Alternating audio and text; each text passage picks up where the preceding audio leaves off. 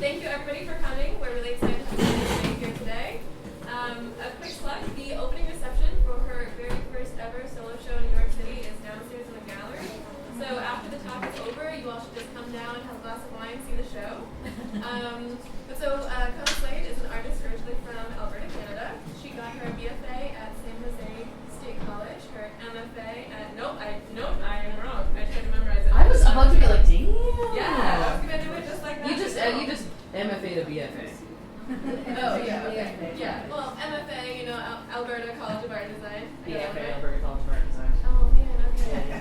Cool. Okay, I almost got it. I'm sorry, everyone. Thanks for sticking with me. She's also had some residencies at the Archie Foundation and Watershed.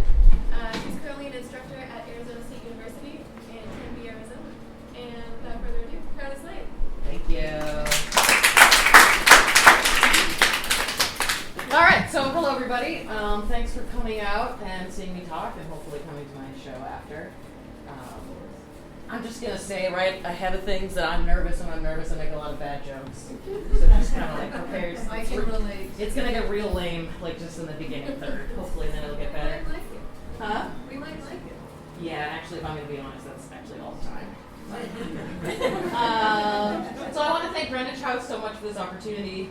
Really honored to be able to show in a gallery with this kind of like history and caliber. And they've been great to work with. Special thanks to Caitlin and Teresa for all your help installing and putting up with all of my kind of crazy neurotic little bits. Shout out to my buddy Rachel for coming up and wiring all the power lines that you see downstairs. Still appreciate it when you see them. Before we get started, we're going to go down a little bit. I just want to dedicate the show to my Auntie Diane. She was, when she heard about the show, she was super duper excited for me. And she started making plans to come. And I know that she's here in some fashion. So I just want to kind of take a minute and think about her. All right, back to it. I'm going to start out talking a little bit about where I'm from. I'm sure that you guys are smart Americans, but most Americans, when I say Alberta, just kind of look at me blankly. One time I was like, it's above Montana, and then they were like, where's Montana? And I was like, never mind, we're not having this conversation. So I'm from Edmonton, Alberta, Canada, so kind of like West Coast, Rocky Mountains, above Montana. It's a city of just under 1 million people. It's known for its oil production. That's probably how you kind of know about Alberta, tar sands and all of that. It's also known for its big skies, and when I was in Montana, they were like, we have the big skies, and I was like, we have the big skies, but I guess technically we share the big skies. When I was there growing up during my formative years, the oil prices were high and the unions were strong. What you guys would call an American dream, or we would think of a Canadian dream, a house, 2 cars, kids, lake house, that was all possible if you just kind of worked hard enough, you could obtain it. I was like not going to do the baby picture, but everybody does it, and I think that I was exceptionally adorable. Just like everybody does, and my mom does probably. So I grew up in a pretty traditional household. My parents were from a generation where my electrician father would come home and expect my mom to have dinner on the table. From a young age, I became aware of my gender and the limitations that it imposed upon me. This was especially evident when it came to limiting what I could learn and where I was allowed to go. As a child, I was a total daddy's girl, and I wanted to just follow him around and watch him use his tools. But he'd always tell me to go back inside and help my mom, which actually worked out well for me because it was my mom that was kind of my first art teacher and taught me how to embroider and how to bead and this love for craft and all these kind of handy skills. The unfortunate thing was I never really learned how to cook or do anything practical, or some skills missing. But I worked out. It's also my childhood that I became aware of the forces outside of my home that were beyond our control. In the early 90s, oil prices crashed.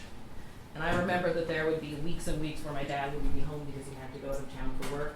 But then I also remember one Christmas that there must have been good year because even my teddy bears gave me presents for Christmas. Aww. So this real kind of boom and bust that we had no control over. We were just kind of in the sea, trying to just kind of keep level. This house we'll talk more about later. This is a house that I chose. It's from my hometown. It's from the neighborhood of Mill Woods. And when I was growing up, Mill Woods was the up-and-coming suburb with the new houses. And if you lived in Mill Woods, then you were kind of making it. And I had buddies that lived out in Mill Woods, and I used to go visit them, and I always kind of thought that I was in the nice neighborhood or the successful area. But I think in high school, the oil market crashed again, and a lot of my buddies lived in their neighborhoods. The parents had to sell their trucks, they had to sell their houses, like those things were all lost quickly. But being a stubborn girl, Dad, I began working in the trades first during my summer breaks in undergrad. I was a gas fuser. I worked on a crew installing residential natural gas lines. I think I'm being Thor or something, but slanging Lubos there. And then later on, I co-owned a precast concrete shop between undergrad and grad school, so I did a lot of work there. I always liked working with my hands, and I really enjoyed the camaraderie of working on a construction crew and this vibe of like, just get her done, and you're all kind of in it together. And it starts pouring rain, and you're all wet, but you're like, we gotta get it in, and like, there's something like, it's like primal, and I really enjoyed about it. And I'd always come home at the end of the day, and I'd like empty the pockets of my coveralls, and I would have found little screws and little colorful plastics and like all these little bits and materials. Like I really fell in love with like materiality and all these like collections of bits and things. I'm going way off my notes.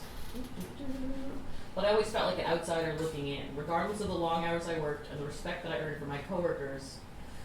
Whenever I went on site, it was always assumed that I was the helper or the office girl. I experienced a kind of occupational segregation as well as being out of place in those spaces. I felt like a voyeur within this community that I so yearned to be a part of. In working in these traditional male spaces, I now have a lot of what has been historically seen as male skills to go along with the more domestic skills that my mom taught me. I'm really interested in this kind of gendering of labor and gendering of space, and I think that probably we all understand that gender is kind of continuum and it's more flexible than we think, but I think that in the most of the world now, you still think of kind of like a man fixing the car and the woman inside kind of doing needlework.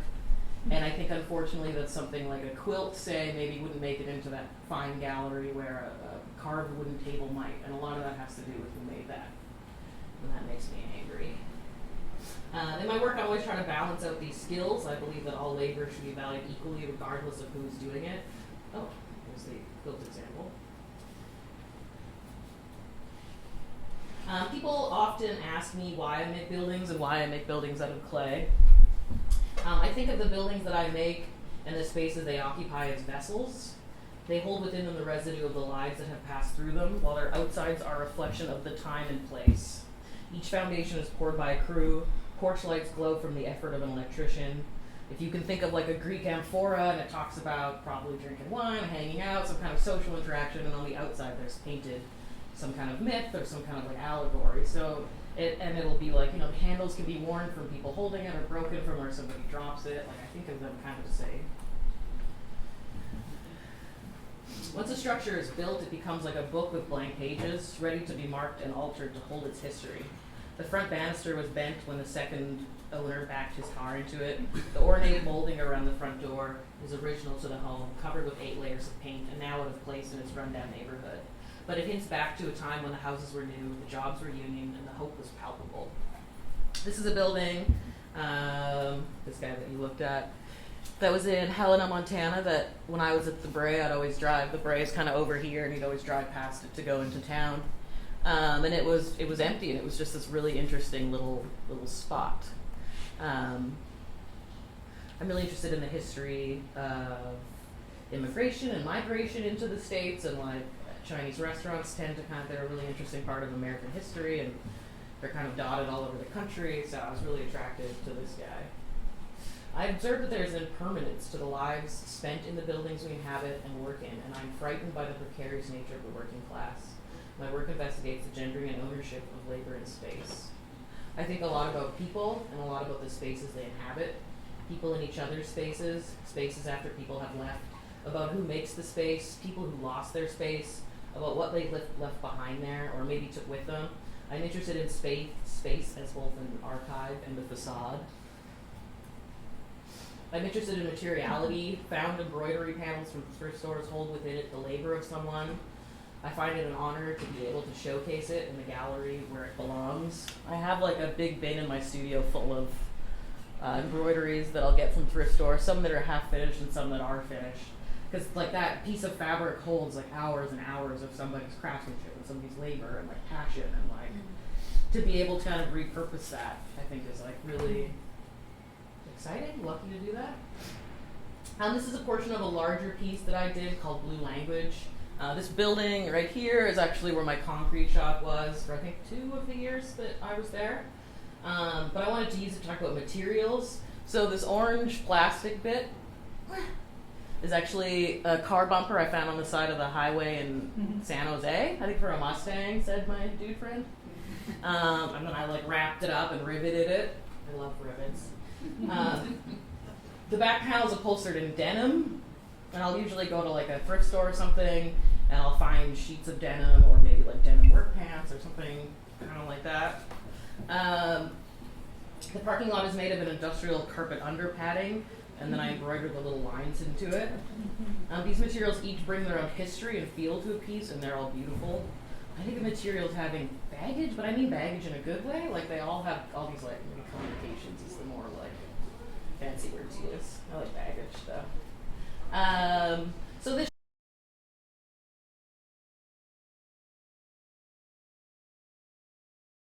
show in all is called Pat. It was made up of 3 buildings connected by power lines. Power lines are something that I really like to use in my work because they're kind of this sign of this like democratic decision that we've all made to work together in some way. And it's also this system that is kind of beautiful in its invisibility, like you only notice it's not working when it's broken. But the fact that we can just walk into a room and switch on a light switch is like amazing, and like a lot of people had to work together to do that. Okay, so real life, the corner store is this one. We're going to talk about that. That's Pat's Corner Store. In the back there, that's a tire shop that was in San Jose, California. And then the brick building in the far there is from Kansas City. For this show, I source all of my images using Google Maps, and we'll look at some of those later. One of my favorite things about Google Maps is that you can travel backwards in time. So often, you guys have all seen those Google cars driving around. We all know what Google Maps is, right? Yeah, sorry. So those will go through every like 1, 2, 3 years, sometimes twice a year. So if you go on Google Maps, I'll always kind of cruise around, and you can see the evolution of the space. So the Kansas City warehouse that I did in this show was made at the time that I made it. The tire shop, I went back 3 years, and then Pat's Corner Store, the one I grew up across the street from, it was made a year earlier than the show date. Accompanying a lot of my shows is writing. I like to kind of do like a narrative writing along with it. So I'm actually going to read you Pat's because I think that that's the best way to get through it.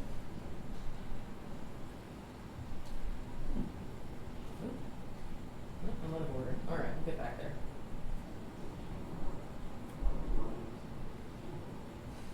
Sorry. Okay. So I'd like to think of myself an observer trying to kind of decode the spaces around me. Like if we think as buildings as these like vessels and these books, then you can kind of like read on them and like learn about the people that are there and the situations and like society in that area. And I try to kind of interpret it, and then I want to commemorate it or memorialize it. I think it's interesting that a lot of these buildings exist in ceramics that will be around forever, but then they're also sourced from these images that exist digitally in this kind of cloud and these like modern ways of taking down history, I guess. I'm always trying to be kind of impartial, and I don't have the answers to these problems that I see. I don't know everything about it. I'm just kind of trying to like report on what I see or understand or like filter through me. All right, here we go. Now we're going to talk about Pat. So I grinned eagerly as the heavy weight of change slid out of my small hand and onto his counter. Pat reached under his shop register, retrieving a calculator just in time for my coins to quiet down their spitting staccato symphony. He quickly divided my allowance and couch bindings into $1 piles, tapping into the calculator as he added the stacks and divided by 5 cents. He smiled as he turned the calculator face towards me. 78. Greedily, I took the small plastic bag from his hand and spun around to kneel on the floor and collect my treasures. 78 5-cent candies. 78 delicious sour soothers that were sure to ruin my dinner this night, as well as a few times a week, every week, from the time I was old enough to cross the road alone until I moved away from home. A quick sidebar is that Pat also gave me 15 cavities. My mom was like real pissed about. As the years passed and I went home to see my parents, I would often cross the road to visit Pat at the corner store for more of those candies. Pat was there every day, no questions asked, no holidays taken. I think that he had kids, 2 sons, I don't even know his last name. The years wore on his face and on his store. The shelves became sparse and the interior dingy. But thinking back now, maybe it was always that way. The naivete of childhood often glosses over the reality. The store has changed now, with a fresh coat of paint, new renters, and fancy yuppie bistro tables outside. My brother bought my childhood home and lives across the street from Pat's old store. I called him to ask if he knows what happened to Pat, but he doesn't know either. So I was in grad school and I was like, I want to make Pat's store. And I was thinking a lot about the time he put into this and, you know, where is his kids, college funds, houses, like, is everything okay? Did he retire? Did he bankruptcy? And then I went online and found this hideous, boring brown store replacing it. So this is also, the far one's also from my hometown. This is part of an installation I did called Okay Google, Take Me Home. I made it at the Lawrence Art Center in Kansas. At that time, I had moved to California for grad school, then to Montana for the break, and Kansas to do a year-long residency. I was feeling generally untethered and thinking a lot about what home is and how we kind of form home within 4 walls and when something feels comfortable to call a home. So I'm going to read you a little bit from that statement again. To call someplace home is a complex decision, one that takes time. It's a relationship that can't be rushed. I've moved 3 times in the last 12 months, 4 times if you include only moving out of a house. The house I comfortably called home, a place I would settle down into, put down roots, grow old in. Okay, Google, take me home. I would say to my phone that I had tossed lazily into my empty car passenger seat.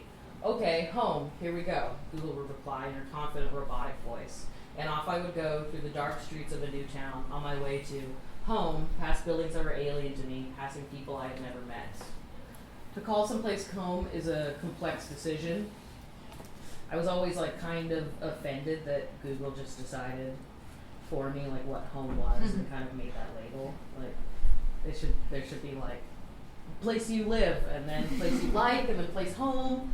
And often I ended up loving Lawrence, and Lawrence will always be a home. But what I ended up kind of realizing that studio is home and community is home, and that's often more so what home is. The amount of times that I try to like unlock my apartment with my studio key or like unlock my car with my studio key, like I'm always like studio key, like home isn't just a building. Home is a place that everyone searches for. It can be a house or a bar, a restaurant, a community center, a pottery studio. It's more of a feeling than brick and mortar. It can be stuff or people or a feeling that is in flux, ever affected by the politics, economy, and relationships that have helped to create them. Buildings are just shells, but one that holds so much more of our lives and stories.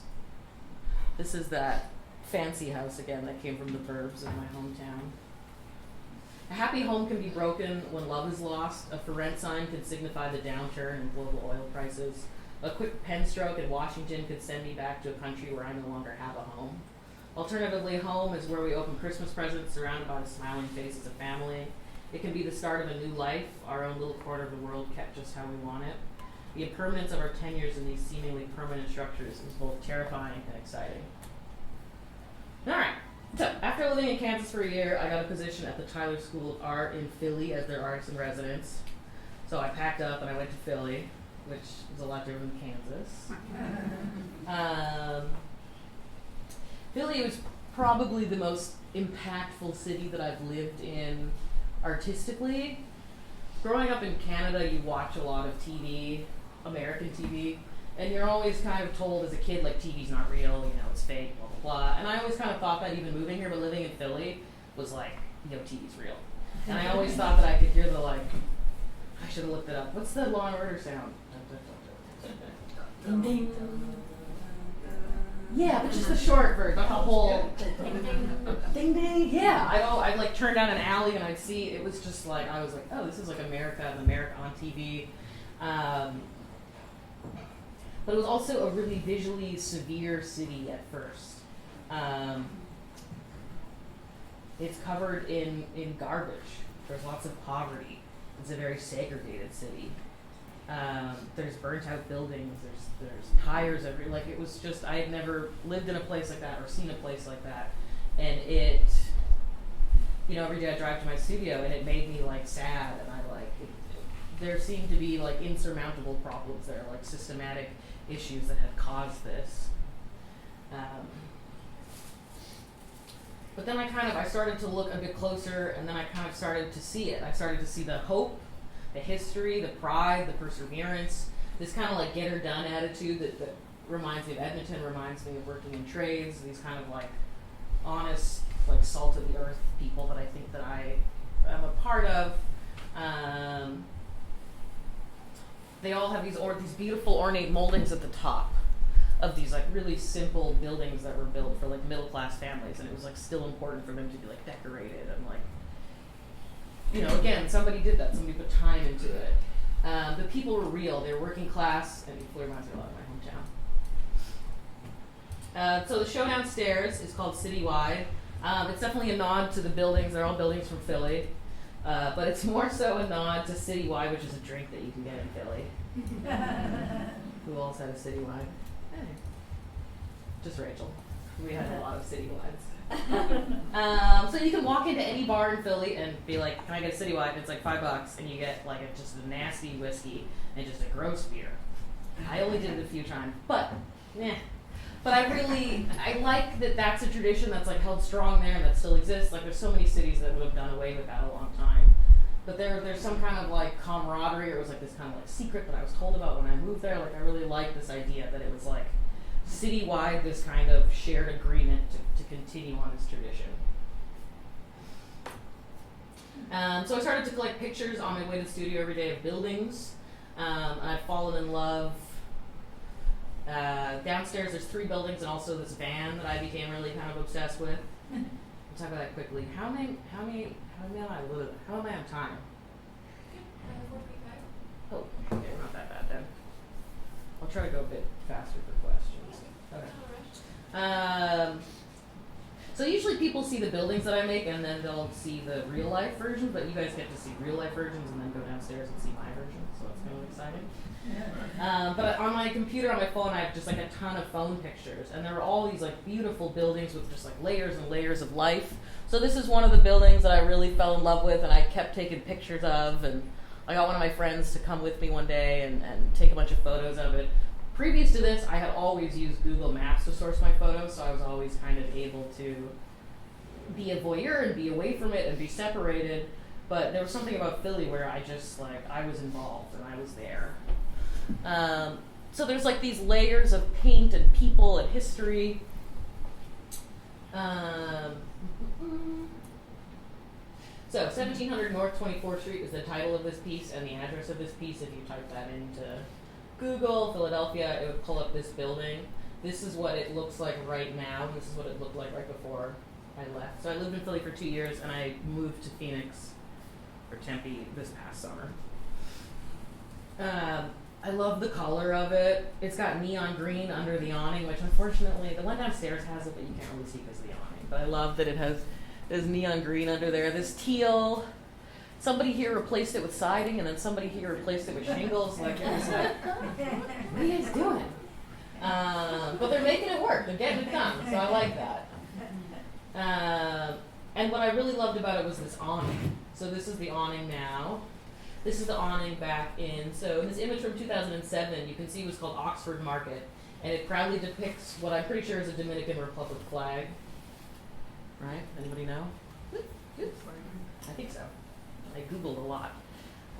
It makes me think, you know, who owned this store? Were they new immigrants and they were like super proud for the American dream? Had they been there for generations? Are they still proud? Like, was there a large population? Taking a picture. Scary. How did you get no people there? So this, when you can see that it's on, so this is on Google. This is a screenshot off of Google. Oh. So this is just like a Google car went by. They got it for me. But by, so 2007, 2011, it had been sold or something, I'm not sure, and now it's called Pope X Mini Mart? Popix? Popix? I don't really know, but they kept the awning and all these things. Made me think about these past owners, similar to Pat. I think that I kind of have a corner store thing because of Pat now. You know, did they want to leave their store? Did they have to leave their store? Kind of what happened? And then at the time that I lived there was no awning, which is when I fell in love with the bright green. And then they brought in this other new awning, but then they covered the title with tape, like, quickly. So it's just like, just to see a sign, like, just the signage change, I find, like, really interesting. So that really drew me towards it. I ended up making the sign from the Oxford Market time. So with this, I'll kind of, like, cruise around in the timeline, and I'll kind of pick a time that I want to do. I picked the Oxford Market sign because I feel like that's kind of its purest time. And I also lived on Oxford Street, so that was a bit of a selfish move, but I get to do that. Quickly, we'll talk about this van. Man, I love this van. So this was a lot that I would drive by every day on my way to school, and there was this empty lot with this van sitting in it, and I took pictures of it probably once a week for 2 years, and I watched, it was graffitied, this empty lot, like trees got green, and then all of a sudden trees got cleared out, and then van got moved like 6 feet to the left, fence went up, fence opened, all of a sudden, boom, foundation. Van got moved over, you know, weeks later, that becomes a building, all of a sudden there's a building there, and like, I didn't put all my, I'd say, I should have made a video of all my van pictures. But the end of the story is that, like, you know, whether it's gentrification or it's progress or whatever, it's kind of come in, moved this object over, this buildings went up, and then one day I drove past it, the van was just gone. Yeah. Which, like, of course it was gone. It was just a van. It was a broken van. But to see this object that was, like, somebody's symbol of work that was abandoned and then just shuffled and then disappeared was this kind of, like, interesting progression to watch. This is the building on the poster, if you've seen the poster. Mm-hmm. Technically, it's called 2046 West Diamond Street. I often just call it China House because it's easy. This is the first building I made in Philly. These pop-out windows. I don't think that's an Oriole window. I think Oriole is on the circle. So this is kind of the first one that I really fell in love with. I usually only saw it at night because I'm like a night worker, so I always see it like really late coming home from the studio. And in Philly, they have these rope lights in the window that are so bright. Like I always thought like cop cars were behind me, or like it was just like ah. So it really kind of caught my eye. And actually downstairs, if you look in the window, there's little rope lights in the window. So once I kind of fell in love with this building, I was like, I wonder what the history of this is. And this is just going back to 2009. So at some point, this building was kind of thriving. It was built, stores, houses, and then the neighborhood went down, economy went down, jobs left, whatever, and it got kind of closed down. But now it kind of has this new life again, which I find like super interesting, and like I'm like very happy for that building. So somewhere between 2011 and 2014, it was renovated. There wasn't really years in between there. So this is 2038 Clearfield Road. This was the building that I struggled the most with making. I even like was talking to Caitlin like, what does it mean? Because I didn't want to. Well, so I was going on Google Maps to try and find pictures of this building that I had planned to make, and I typed in the address wrong, and Google Maps plunked me down on the street, and it was in front of this building. And I just thought it was a very powerful building. But I didn't want to paint Philly in a bad light, which was interesting because that means that I'm no longer this like reporter of facts, that I've like fallen in love with this city and now I'm like protective of it, which I thought was like interesting. But I mean, there's a lot of burnt out buildings in Philly, and it is just the truth, and it is real, and it's still important, and it felt right to kind of have it in the show, so I ended up doing it, and it made me incredibly uncomfortable, but I think that that's usually a good feeling to follow when you're in the studio.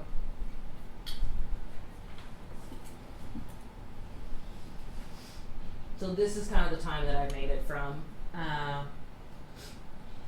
And it's kind of empty lots around it. There's warehouses around it. That makes me think a lot about when it was a full block.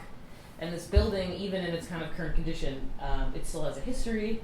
It still has people. You know, it still has stories. Somebody's hands placed those bricks. You know, somebody called this home. That somebody celebrated birthdays in its kitchen. And somebody sat on its stoop talking to friends and reminiscing about what it once was and, you know, what one day maybe it will be. I'm going to go into process just real quick because y'all, oh my god, it's playing. Wow. I figured a lot of you are potter or like ceramicists, so maybe you'd be curious about that. Wow, this is good. So all my pieces are slab built, so I use standard 181 clay. Slab them out 1/4 inch. I'll slab out a whole box, put plastic between, and just have like a stack of slabs. Compress, compress, compress. So all my buildings are made in using 2-point perspective, but 3-dimensionally. So there's a lot of kind of angles and figuring things out, and everything is built on this wedge, a 10-degree wedge. Because when you stand in front of a building, buildings usually are much larger than you can kind of look up at them. So building them on that wedge has that same kind of perspective switch. Wow. It's mesmerizing. So the little van is made in perspective.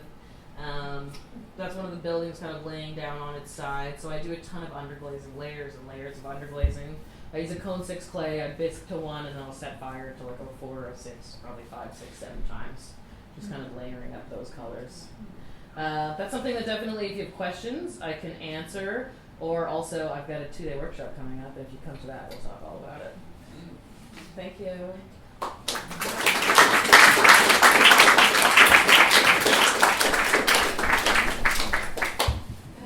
We'll open up to questions. Any questions for Mary? Yes. Are you just using underglazes, or are you doing? Mostly underglaze, and then there'll be little bits of glaze here and there, like little shiny bits or little metal bits. But I would say like 85% underglaze.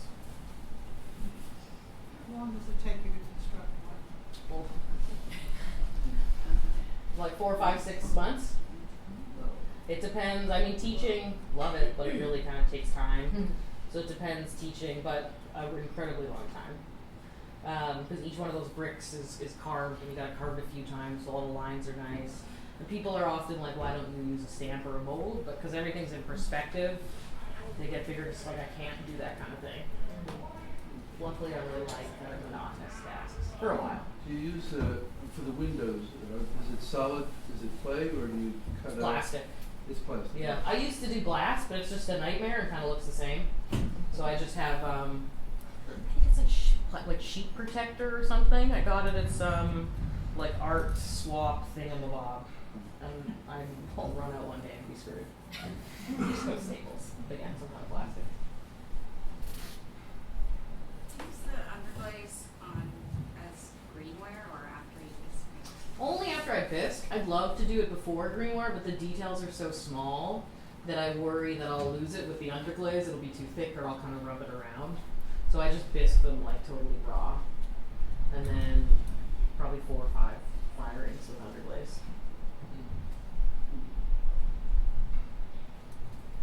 Do you work on the pieces one at a time? Yeah. One building at a time? So they're made on this wedge that is screwed to my table in a very specific spot. And then the top secret, super fancy way that I get my 2-point perspective is I screw 2 strings to the wall and I hold them. And then I like hold them and then I like measure and then I like, it's like the whole thing. So the board is screwed to the wedge at a certain place that's then screwed to my table. Because if it moves while I'm making it and I lose my perspective lines, it's all just a nightmare. Yeah. So one at a time. Yeah. How many of the buildings have you shown together? I think 3 is the most I've done so far. You'll see downstairs, I like to make these kind of like large mixed media bases that they sit on. It'd be cool to do more. Like a whole city. The last one you did with the 3 buildings, or 3 houses. The burned in out? the building, Yeah. there was a change, right? That somebody had gotten there and did some, Graffiti. fixing up of something. Well, this is going backwards in time. Oh, okay. So this is, I wish it had said the years. It didn't write down the years. It's probably like 8 or 9 years ago. And like people are living in 2 of the buildings, still 2 of the buildings.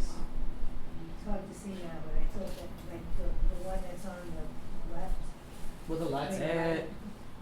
was whiter and then it was darker. Well, it's funny because the far one ends up Yeah. being the one that's most burnt out. Yeah. But then Yeah. there must be Yeah, another that was fire. burnt out. Yeah. But then somebody fixed it up, or it was So this would be the most recent. This Oh, and so the interesting thing that's is why. this came out. I hadn't seen this. This has come out since I made my piece, and I finished this piece a month ago. So it's like interesting that like the internet already has this like new version, this new copy of what it is. So the one you'll see downstairs is this version, or sorry, this version, and this has happened since. But it's interesting to just kind of watch these spaces and what happens, because it's empty lots and empty warehouses around there. Like, to me, it's got to be a matter of time till the whole thing just gets bulldozed. Or why don't you bulldoze things? I don't understand. I'm guessing the city doesn't want to pay for that. Like, I've never seen a burnt out building in Canada anywhere. I didn't know that was a thing until I moved to Philly and was like, oh, you just leave them. You do something about that. Philly is also on some of the power poles downstairs. You'll see this little yellow grid. When I first went to Philly, I was like, what are with all of these yellow grids? I have a file on my computer of telephone poles. I don't have any good ones here. I got weird stuff on there. But they're these yellow grids that they put on their telephone poles because people kept driving into them. And it's like the only city I've lived in where people had to like make their telephone poles more visible.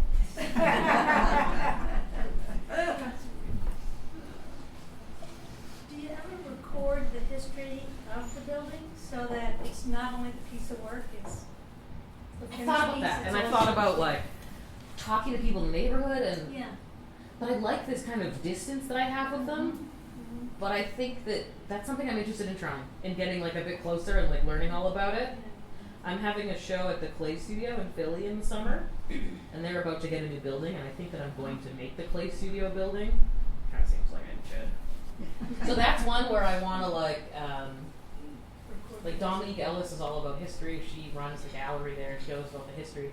So that's one where I think that I want to learn all about the history of the building, and maybe I make each floor in a different history, or put little bits like how you kind of encapsulate that. So I want to try that. I don't know if that's too close or something. I'm not sure yet. But I've been thinking about it. If you have ideas, let me know.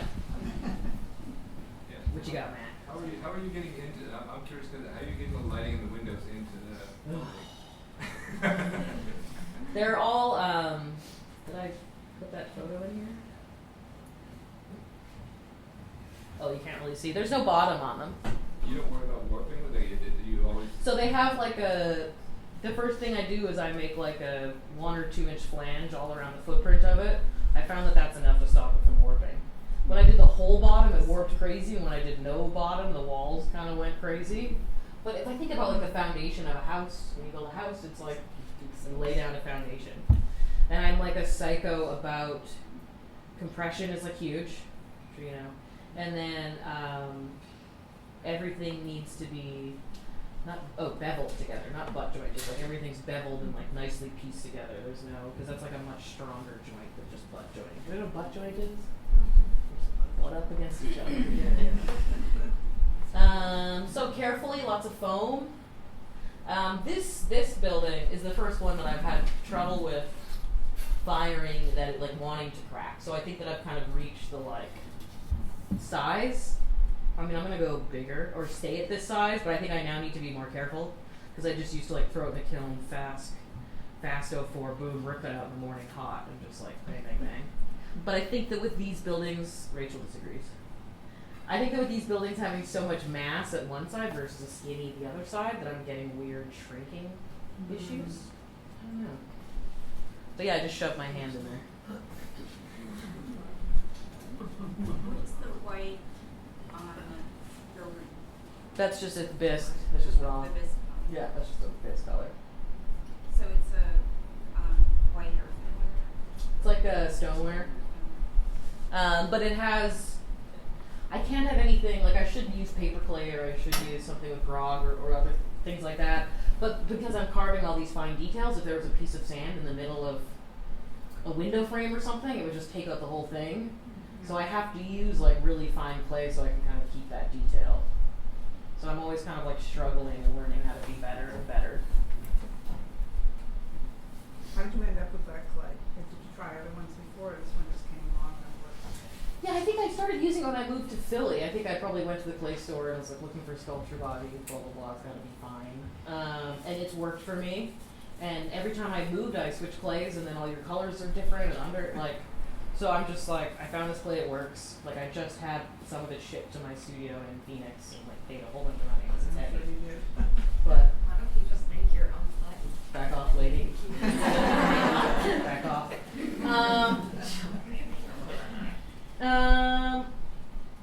Because I found a box that works. Yeah, I guess I've thought about that. I'm interested in the chemistry of clay and all these things and glazes, and I love that. But what I really love to do is just play with clay and build stuff. So if I could just buy it, like boom. Like a lot of my glazes are just bought glazes. But every now and then if I want like a cool crater glaze or an interesting glaze, then I'll make a glaze. I'll often make my students make glazes, and I'll take the good ones. That's what you do. Great question, Rachel. So is this the equivalent of like white stoneware?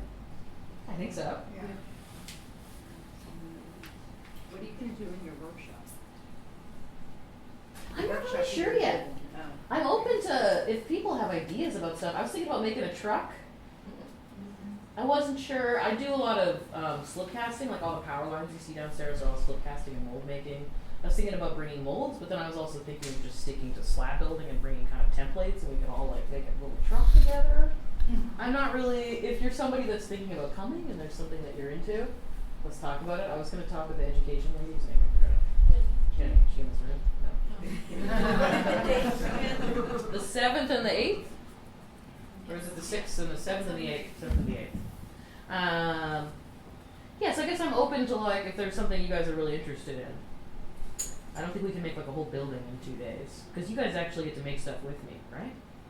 Yeah. We can make like a chunk of a wall that's like a wall hanging. I like this truck idea. You like trucks? Yeah, we'll figure it out. I don't know if I'm like a weird like 6-year-old boy and it's just me that likes trucks. I love trucks. But yeah, we can talk about it. Any other questions? Is that photo one of you? Anything? Yeah, this is a truck that I made when I was in Kansas. It's like this big. It's a moving truck. Oh. And then all of the pink there is embroidery, so I pierced all the holes through it like repeatedly because it burrs or it wants to close up or glaze gets in it. And then I cross-stitched the LFK into it. Yeah, it's like that big. It's a little cutie patootie. Is that downstairs? No. Can you enlarge it? Is that possible? Can you hit the lights? Enlarge it. Can we go on the internet? Can we go rogue? Sure, let's try it. We're going off-road, guys. Like, because you want to see details? Is that kind of what you're saying? Yeah. Got it. Oh, God. This is a weird, giant keyboard.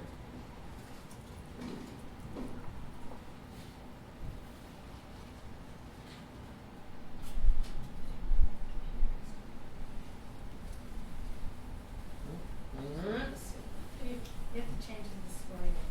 Nobody told me it's all right now. Caitlin? People try it. I was going to give you a minute to see if you found the internet first. I'm on. It's on it. I'm doing it. Here. You did it. Here. You guys, can you see? Let's try with see if we can get the projector to work. You guys are all so polite. I would have been like, explode!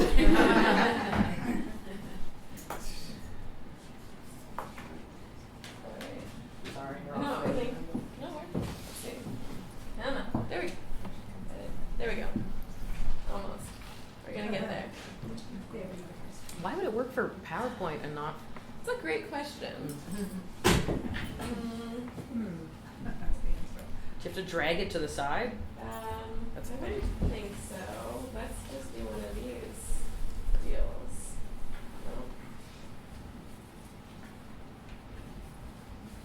Oh. Yeah. You're good. Tricky.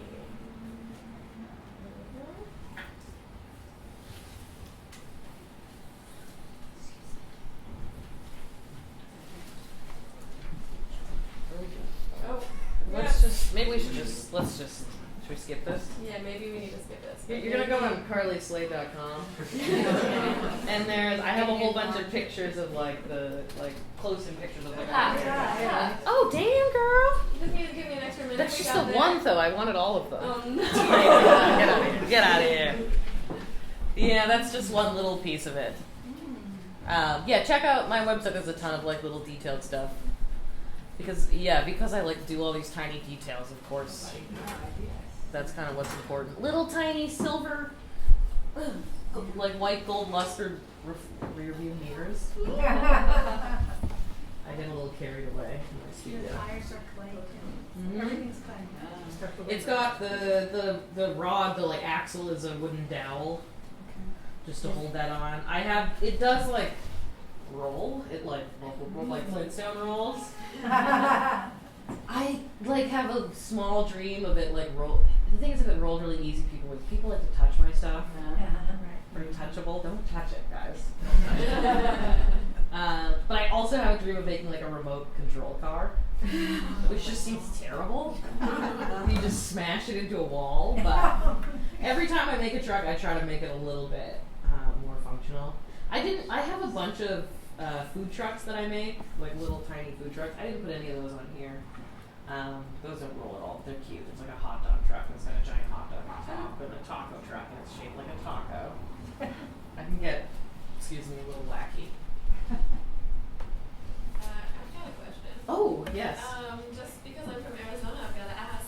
Uh-oh. Are there any buildings in Phoenix that are calling to you at all? Or have you been so focused on the show that you've been... Yeah, this show has kind of stopped me from kind of doing any exploring.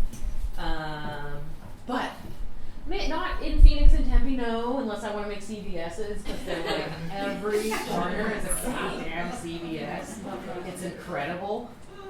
But when I was driving into Phoenix, when I was moving, on the side of the road there would be shut down roadside attractions, and I've learned a bit about America's Route 66 of roadside attractions, and there's a whole kind of history around that. And I pulled over, and I have a whole bunch of photos of this weird circular building, and then the roof kind of came up like that and back out, and old buildings, and this big amazing sign with a cowboy on it, and then it was overtly racially weird about natives, and because it was this fort or something, just kind of ugh.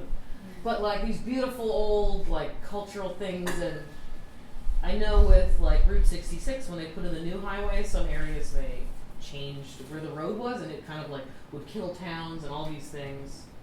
Anyway, short answer is there's some old buildings, and you or somebody else has told me about ghost towns, and old mining towns that have shut down, that kind of thing. Now that the show is over, well, for me-ish. I want to go kind of tour around and find something. But being back in New York and the brick buildings, and I think this is what I love. What I'm trying to do is get a job over here. But it's the visa. Y'all got a visa. Is your work in some private collections or museums? The Bray has the semi-truck. They have that. And then actually the first piece I ever sold to a museum, the Nerman Museum in Kansas, I wish I could show, they bought a taco food truck. And LFK, excuse my language, is this. So Lawrence, Kansas is this kind of blue dot in the Red Sea. It's this super hippie, artsy town. And historically, they were